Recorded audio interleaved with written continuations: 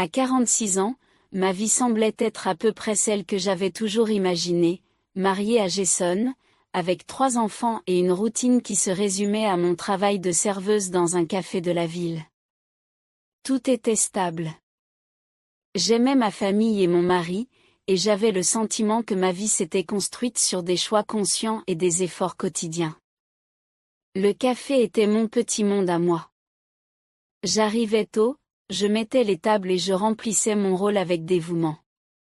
Mon travail n'était pas extraordinaire, mais c'était le mien, et j'aimais être reconnue pour cela. Mon mari, Jason, était lui aussi une personne simple, mais je savais qu'au fond de lui, il m'aimait inconditionnellement. Les années avaient été clémentes avec nous, et nos conversations tournaient autour de la famille, des enfants et de la vie tranquille que nous avions bâtie. Puis, un jour comme les autres, il est entré dans le café, Joël, mon premier petit ami, la première personne qui m'a fait croire à l'amour impossible. Je n'ai pas pu le reconnaître, même après tant d'années. Il avait l'air différent, plus mûr, le visage marqué par les expériences de la vie, mais son regard, celui que je n'ai jamais oublié, était toujours là. Mon cœur s'est emballé, et pendant un instant, j'ai eu l'impression que le temps était revenu en arrière. J'ai été paralysée pendant une seconde jusqu'à ce qu'il vienne me serrer dans ses bras avec un sourire familier. Nous avons parlé pendant quelques minutes, et j'ai vite compris qu'il était en ville pour affaires. Il était devenu architecte et se trouvait là pour voir quelques clients.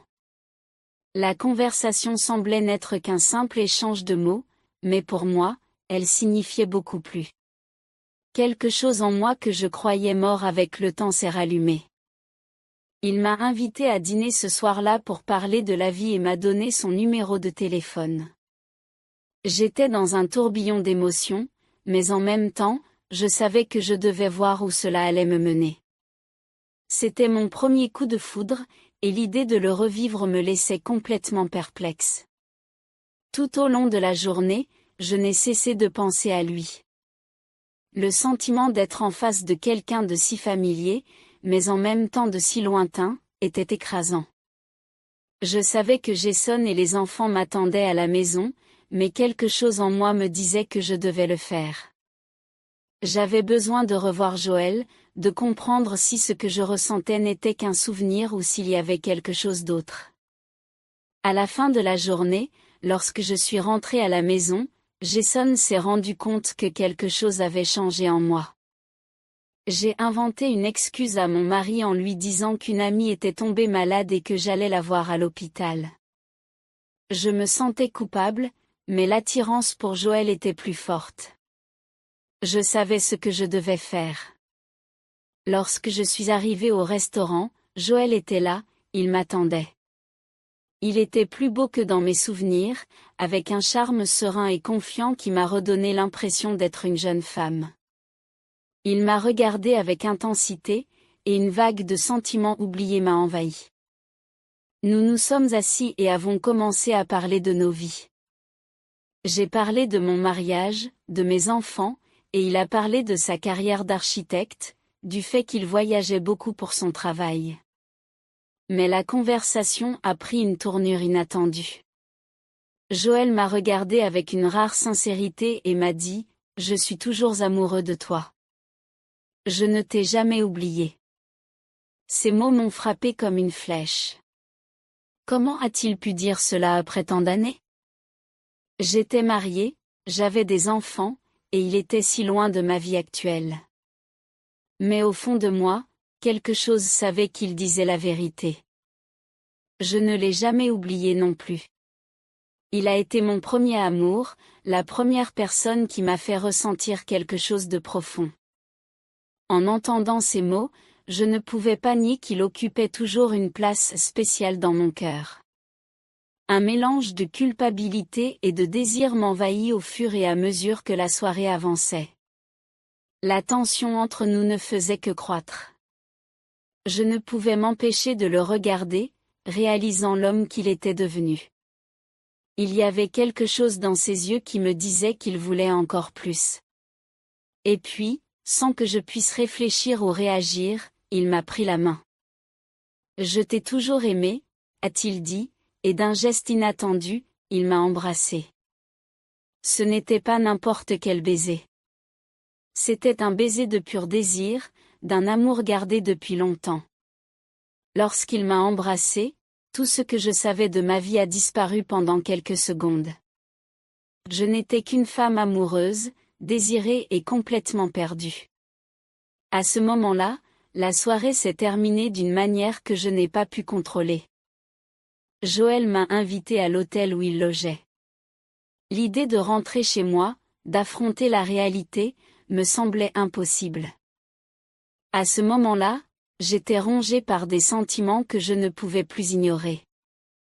Lorsque je suis arrivée à l'hôtel avec lui, la décision était prise, je ne suis pas rentrée chez moi ce soir-là.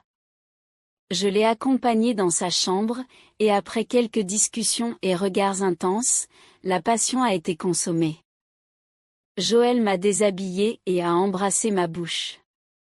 Il s'est allongé sur le lit et m'a demandé d'utiliser ma langue. Quand j'ai été prête, il s'est mis sur moi, m'a écarté les jambes et m'a pénétrée. C'était une sensation merveilleuse. Je savais que j'enfreignais toutes les règles de ma vie, mais avec Joël, je me sentais vivante comme je ne l'avais pas été depuis des années. Le lendemain matin, j'ai ressenti un étrange sentiment. Je savais que je ne pouvais pas revenir en arrière, mais en même temps, la culpabilité commençait à me consumer. J'avais brisé la confiance de Jason, et même si je ressentais une profonde connexion avec Joël, je savais que ma vie ne serait plus jamais la même. Lorsqu'il m'a regardé le matin avec un sourire satisfait, quelque chose en moi a commencé à battre. Je savais que je devrais prendre une décision, mais au fond de moi, je savais déjà ce que ce serait. Le lendemain a été un tourbillon d'émotions. Lorsque je me suis réveillée à côté de Joël, je me suis sentie perdue. Il semblait si heureux, si calme, alors que j'étais déchirée entre la culpabilité et le désir. Les souvenirs de ma vie avec Jason et mes enfants ont commencé à remonter à la surface plus intensément. Je savais que ma famille était à la maison, qu'elle m'attendait, et que je ne pouvais pas l'ignorer. Mais en même temps, ce que j'avais avec Joël me semblait si réel, si vrai, que je ne pouvais plus voir la vie que j'avais auparavant de la même manière.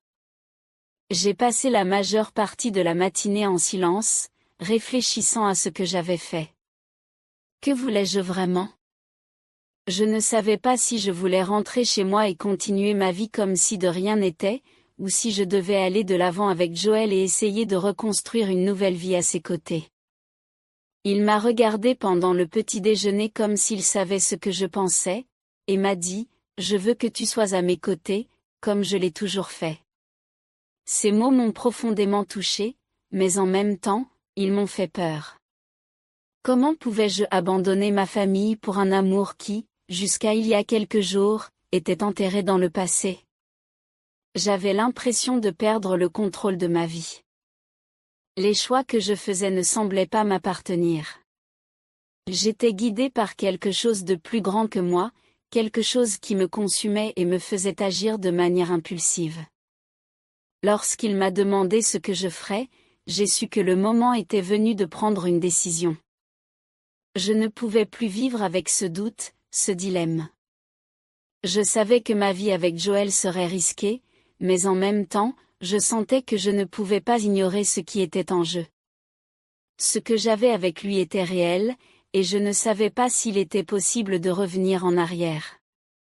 Je l'ai regardé, les yeux pleins de larmes et la poitrine douloureuse, et j'ai dit, « Je viens avec toi », sans réfléchir. Ces mots sont sortis de ma bouche comme si c'était la seule chose que je voulais vraiment dire.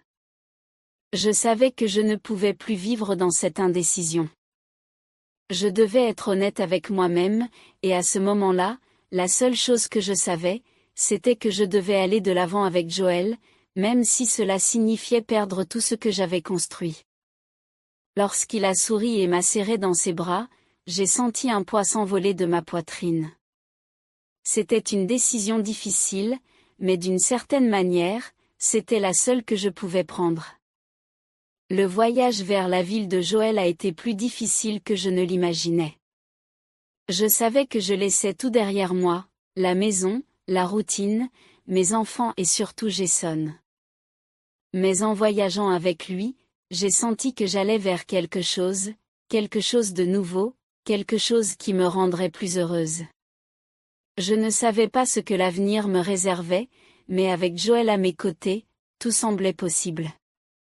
Il m'a fait découvrir sa ville, ses amis, son travail, et à chaque nouvel endroit, je me suis sentie plus proche de lui. Mais en même temps, les doutes commençaient à s'insinuer. Ma maison, mes enfants, me manquaient encore, et la peur de perdre ma famille m'envahissait. C'était une situation douloureuse. Ce que j'avais fait était impensable, mais en même temps, je savais que je ne pourrais pas revenir en arrière. J'étais avec Joël, et cela avait déjà changé ma vie pour toujours. Lorsqu'il m'a regardé avec amour, il m'a pris la main et m'a dit, « Nous sommes ensemble maintenant, et rien d'autre n'a d'important. » Alors, tu as aimé cette histoire? J'espère que vous avez profité de chaque seconde de cette vidéo. S'il t'a laissé curieux d'en savoir plus, tu sais quoi faire, mets un like et abonne-toi à la chaîne pour ne manquer aucun détail des prochains contenus. Et bien sûr, active la cloche, ainsi, vous serez avertis chaque fois qu'une nouvelle vidéo sortira. Dis-moi dans les commentaires ce que tu en as pensé. J'adorerais connaître ton avis. À la prochaine, je t'attendrai.